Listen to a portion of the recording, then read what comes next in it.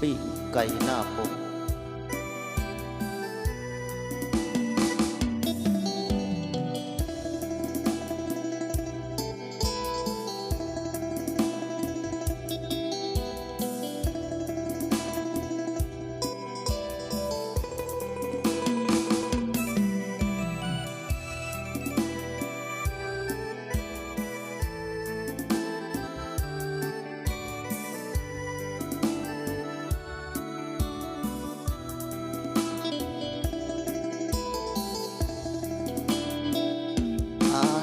จ้างรถมา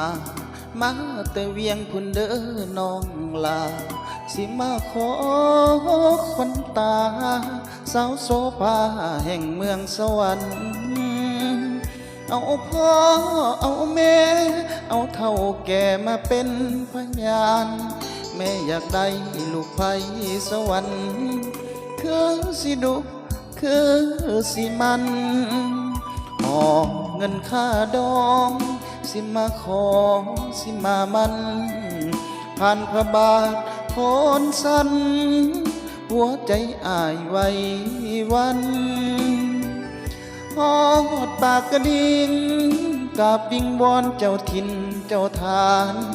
ฮอดทากแขกเสโนสวรรค์หัวใจอ้ายเต้นอย่างแห่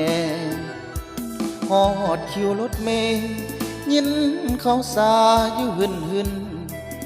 สาวแม่ควันยืนน้องท่วมเข้าพิธีงานแต่งอายไปหอดเพื่อนใจสะเทือนอย่างแห้งเมื่อเห็นแม่แก้มแดงน้องควันแพงความเข้า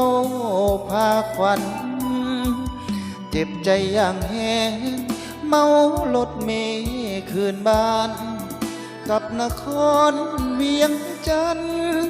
น้ำตาไหลใจสั่นอายหลับอายจือเจ้าแล้วสาวเมืองสวรรค์ต้มไอ้บ่าวเวียงจันทร์ต้มคักต้มแน่ต้มอายจนเปื่อย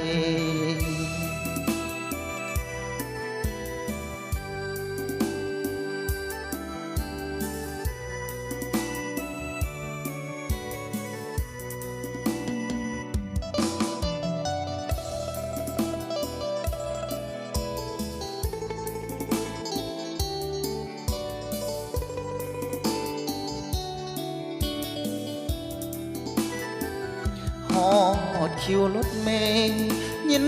เขาสาอยู่หึนสาวแม่ควันยืนน้องความเข้าพิธีงานแต่งอายไปหอดเพื่อนใจสะเทือนอย่างแห้งเมื่อเห็นแม่แก้มแดงน้องควันแพงความเข้าพาควันเจ็บใจอย่างแห้งเมารถเมล์คืนบ้านกับนครเวียงจันทร์น้ำตาไหลใจสั่นอายหลับอายจื